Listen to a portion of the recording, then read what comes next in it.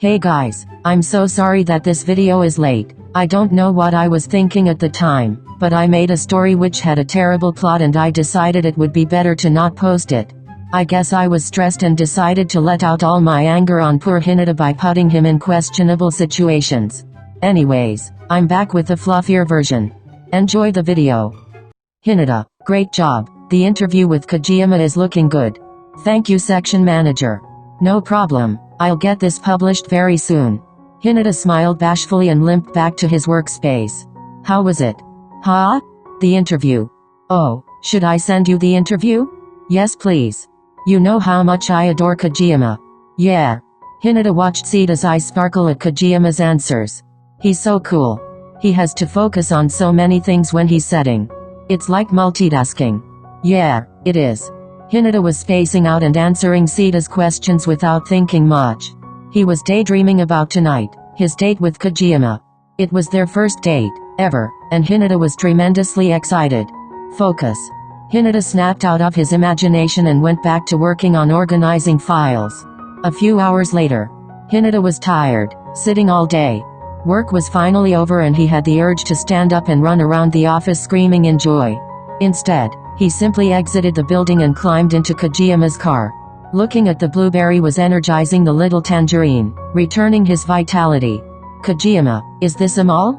Yeah, it is. Hinata smiled brightly at Kojima, but felt slightly unsatisfied on the inside. Hinata didn't enjoy shopping at malls.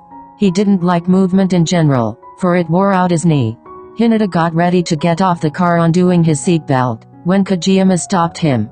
You're not getting off yet. Huh? But the entrance is there. You'll see. Kojima drove up to the rooftop which was crowded with cars. Kojima parked in the middle of the parking lot and ushered Hinata to get off. Hinata looked up at the big screen set up under the night sky. Is this? Yeah. Hinata brightened up. A drive-in movie night. With Kojima. What movie would he have chosen? Kojima pulled Hinata over to the snack stand and purchased popcorn and freshly squeezed lemonade. Hinata smiled when he noticed Kojima had gotten him the caramel popcorn, just how he likes it. What movie is it? It's called Your Name. Your Name? Yeah, I heard it was a romantic sad movie. Cool. Hinata wasn't sure of Kojima's choice. Would the movie be enjoyable? A romantic sad movie? He'd never seen many before. However, during the movie, Hinata was wailing in the car, so loud, to the point that Kojima couldn't hear the movie. He hic meteor, why the fuck is there a meteor? Kojima glanced at the sobbing tangerine. How could he be so beautiful, even when he's bawling? Kojima pulled Hinata and embraced him, patting his back. Hinata blushed.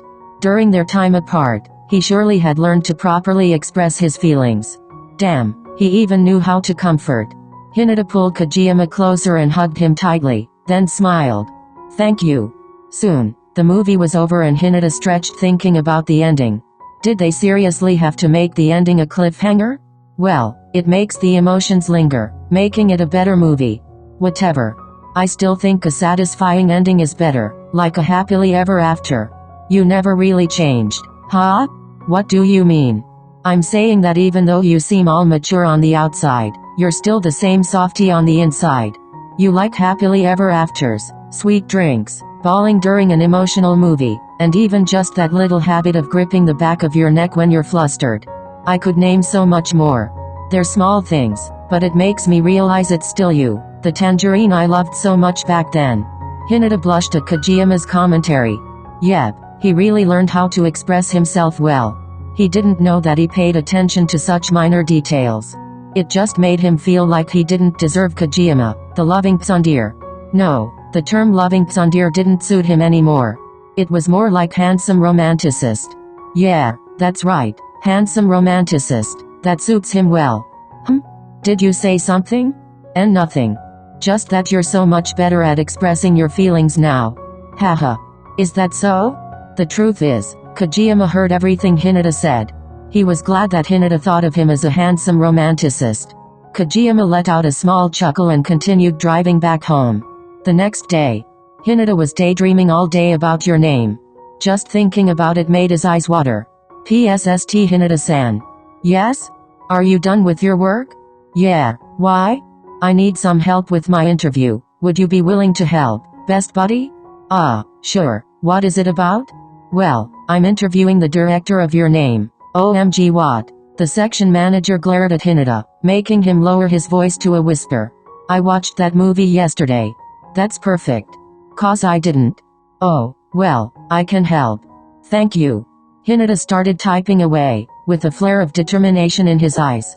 Your Name, the highest grossing anime film of all time, is a bewitching film, which brings out melancholy and electrifying feelings from the deepest parts of the heart.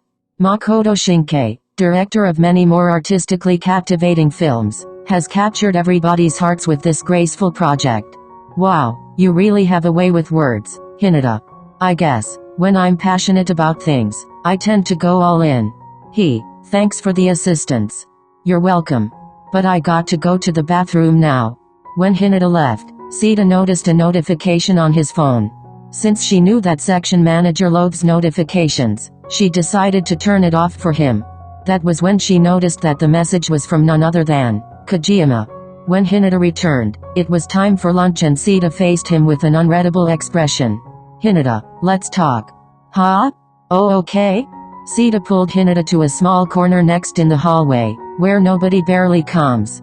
I found out that you and Kojima are dating. Huh? Capital I. Hinata was ready to be shot with agonizing words, much more painful than being shot with a bullet. It was always like this. When they discover the truth, they leave. And it's so cool. I wanna meet him. Hinata was baffled. She wasn't angry? I mean, if you were going to hide it from me, your best buddy, you probably don't know the rest of the office to know, so I was considerate and brought you here to a cozy corner. Haha, thank you. So? Would I be able to meet him? Definitely. Yay.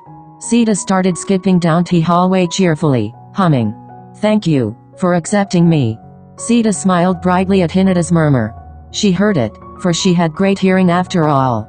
A few hours later. Kojima, where are we going? It's a secret. What?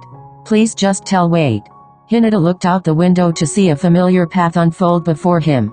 The blocky building with delicate pink cherry blossoms, the place where he held so many dear memories. Karasuno. ... We're here. Why did you bring me here? You know, being back hurts. It hurts so much. Hinata felt the tears well up in his eyes. The memories so dear to him were also the ones that shattered his heart into pieces. The fact that he can never repeat those times again made him feel a sharp strain in his heart. I don't want Karasuno to end up as a painful memory in your head. Even thought it won't be exactly the same as before. I just wanted to let you know that the fact that I'm by your side won't change. Volleyball isn't the only thing holding us together, right? We had so many more memories, so it really hurts to see you remember me, all of us, as a painful experience. I know bringing here would be a risk, but I would risk our relationship to see you fully happy, not those bursts of happiness, but a constant happiness, like a heartbeat. Hinata didn't know how to react. Was he to be raging, for Kojima brought his trauma upon him again, or was he to be glad that he was being considerate and willing to risk everything to make him happy? Then, Hinata looked up at the school, which brought a burst of memories, like a film strip going through his head. All the times he laughed, smiled, cried, mourned, were here.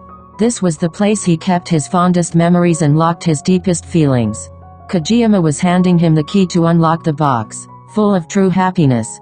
After reminiscing the old times, Hinata decided to accept the key and open the box, releasing him from the chains bounding him to the ground. Hinata fell to his knees, sobbing tears of joy. Kojima was unsure of what to do and frantically ran to the floor beside him. Hey, look up, I got something for you.